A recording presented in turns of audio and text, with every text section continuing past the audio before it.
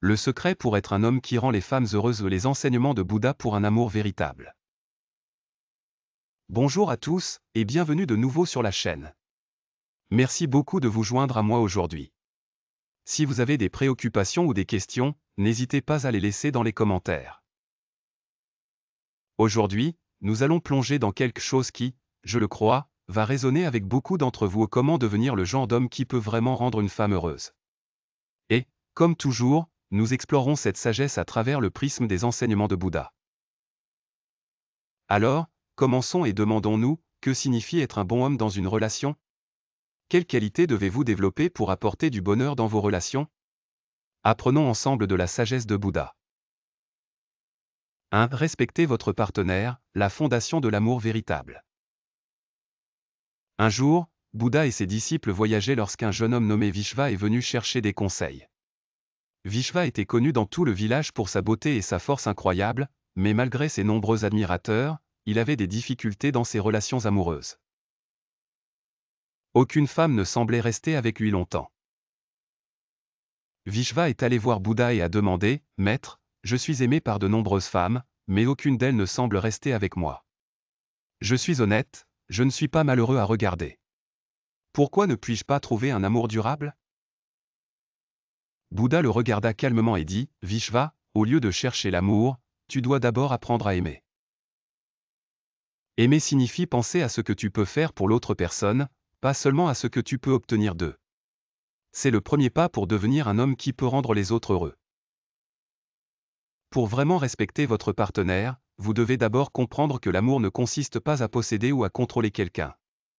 Il s'agit de les soutenir, de respecter leur liberté et de faire des choses qui les font se sentir valorisés et aimés. » Bouddha a partagé une histoire pour rendre cela plus clair. Il y avait autrefois un roi nommé Vidyadhara, qui avait beaucoup de succès dans l'expansion de son royaume. Cependant, malgré tout son succès, il avait des difficultés avec sa femme. Elle était belle et gentille, mais elle se sentait distante de lui. Le roi, dans un effort pour lui plaire, lui a envoyé des cadeaux et des bijoux, mais rien n'a fonctionné. Un jour, le roi a consulté un sage qui lui a dit: « Tu lui as donné beaucoup de choses, mais la seule chose que tu n'as pas réussi à lui donner est la paix d'esprit. Ce n'est que lorsqu'une personne ressent la paix dans son cœur qu'elle peut vraiment éprouver le bonheur. » En entendant cela, le roi a passé moins de temps à donner des cadeaux matériels et plus de temps avec sa femme. Il l'a écoutée, a partagé ses inquiétudes et lui a donné le soutien émotionnel dont elle avait besoin. Avec le temps, la relation a prospéré, et le visage de la femme s'est illuminé de bonheur à nouveau. Cette histoire illustre une leçon importante: les choses matérielles ne peuvent pas créer un bonheur durable. La clé est de donner à votre partenaire la paix émotionnelle, du temps et l'espace pour s'exprimer.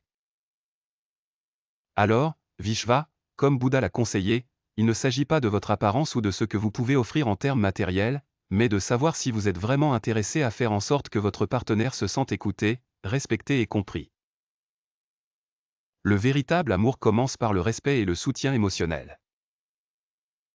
2. Lâcher prise de l'attachement, la liberté d'aimer. Les enseignements de Bouddha soulignent l'importance de lâcher prise des attachements, et cela s'applique également aux relations amoureuses. Souvent, nous confondons l'amour avec l'attachement. L'attachement vient d'un endroit d'insécurité et de peur de la perte. L'amour, en revanche, concerne la liberté. Une autre histoire que Bouddha a partagée était celle d'un jeune homme nommé U, qui avait été riche et avait de nombreuses relations avec des femmes. Cependant, aucune de ces relations n'a duré. Il se sentait seul malgré son succès matériel. Finalement, il a renoncé à sa richesse et est devenu moine sous les enseignements de Bouddha.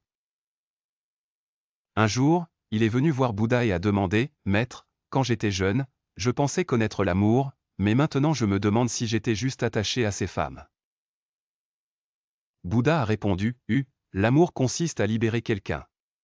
L'attachement, en revanche, consiste à lier quelqu'un à tes désirs. Le véritable amour consiste à se soucier du bonheur de l'autre sans rien attendre en retour. » Cette histoire met en évidence la distinction entre l'amour et l'attachement. L'attachement est possessif, tandis que l'amour respecte la liberté de l'autre.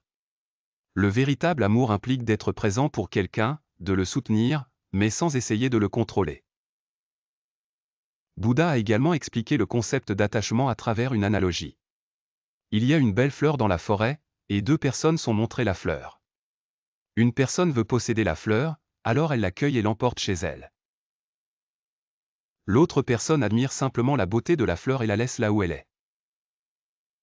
Bouddha a expliqué que l'action de la deuxième personne représentait le véritable amour. Ils admiraient la fleur sans l'emporter pour eux-mêmes. L'amour est comme cela, permettre à l'autre d'être qui il est, sans essayer de le posséder ou de le changer. 3. L'importance de la communication, comprendre votre partenaire. Un autre aspect d'être un bon homme dans une relation, comme l'a enseigné Bouddha, est de pouvoir communiquer ouvertement et honnêtement. Un des disciples de Bouddha, un marchand nommé Sua, est venu le voir pour des conseils après des années de conflit avec sa femme. Malgré son amour pour elle, ils se disputaient constamment, et leur relation était sur le point de s'effondrer. Sua a demandé à Bouddha, « Maître, j'aime ma femme, mais nous n'arrivons pas à nous entendre. Comment puis-je faire fonctionner notre relation ?» Bouddha l'a invité à s'asseoir et à écouter attentivement. Il a ensuite partagé une histoire sur un couple qui s'aimait profondément, mais après un petit désaccord, ils ont commencé à se battre sans cesse. Finalement, l'homme a demandé conseil à un sage, qui lui a dit que leur conflit était alimenté par l'ego et des désirs égoïstes. Le sage a expliqué que la clé pour résoudre leur problème était de cultiver un esprit comme l'eau, un esprit calme, flexible et compatissant. Bouddha a expliqué, quand votre esprit est calme comme l'eau, il reflète le monde sans distorsion. Il ne devient ni en colère ni défensif. De même, dans les relations, vous devez écouter les préoccupations de votre partenaire avec un cœur calme, libre de votre propre ego et désir. Sua a été profondément touché par les paroles de Bouddha. Il a réalisé que son besoin constant de prouver son point de vue et de défendre ses actions avait créé des conflits. Il a décidé d'aborder sa femme avec un cœur calme et compréhensif, prêt à écouter sans jugement. Ce changement d'attitude a ramené la paix et l'harmonie dans leur relation. La leçon de Bouddha ici est simple, une communication efficace dans une relation vient d'un lieu d'humilité et de compréhension, et non du besoin d'avoir raison. Lorsque nous abordons les conflits avec un cœur calme et aimant, nous pouvons les résoudre paisiblement. 4. Cette qualité pour une relation solide, le guide de Bouddha pour un amour durable. Bouddha a également partagé une liste de cette qualité qui compose une relation forte et aimante.